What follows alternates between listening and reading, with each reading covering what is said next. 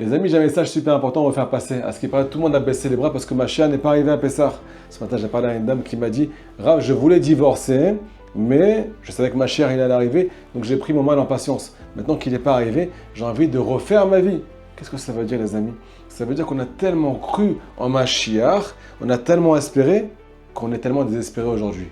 Si on a les bras coupés, ça veut dire qu'on a beaucoup de foi en lui. Il n'y a que celui qui croit qui peut être déçu. Premier point sur lequel se concentrer au maximum.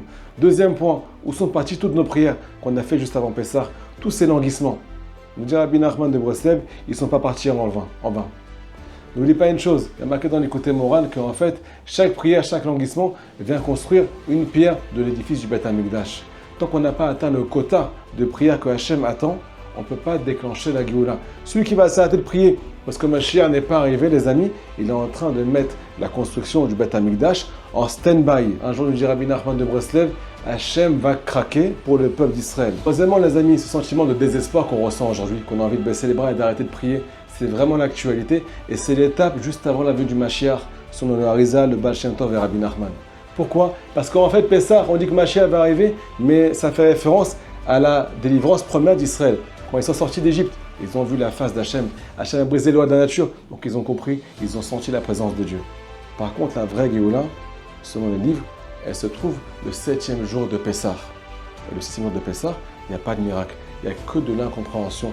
Le peuple d'Israël se retrouve devant la mer Rouge, ils sont bloqués, ils sont devant la mer, derrière eux les Égyptiens. Ils sont bloqués dans leur vie, ils sont dans le Yehush total, dans le désespoir total. Et là, qu'est-ce qu'il dit à Kadosh Baruch Hu? Si vous continuez et que vous rentrez dans la mer, vous continuez à vous battre, la mer, elle va s'ouvrir. Toutes les portes, elles vont s'ouvrir. Il est marqué dans le livre de Kabbal qu'en fait, Hachem attend pour nous dévoiler Mashiach, qu'on le serve à tous les niveaux.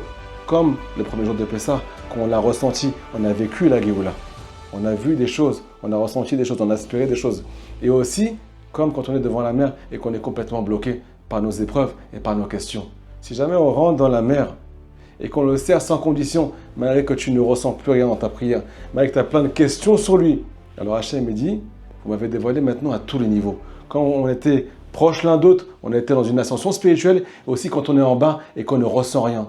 Si c'est comme ça pour vous, c'est aussi comme ça pour moi. Si vous me servez sans condition, parce que c'est ça un vrai lien, c'est ça la fidélité, moi aussi je vais accepter toutes vos erreurs, toutes vos fautes. Malgré que tu es tombé au plus bas, tu as fait les choses les plus graves dans ta vie. N'oublie pas, Hachem a aussi envie de te dire, ton lien entre toi et moi ne dépend d'aucune condition. Pourquoi? Parce que c'est un lien père-fils, c'est un lien père-fille.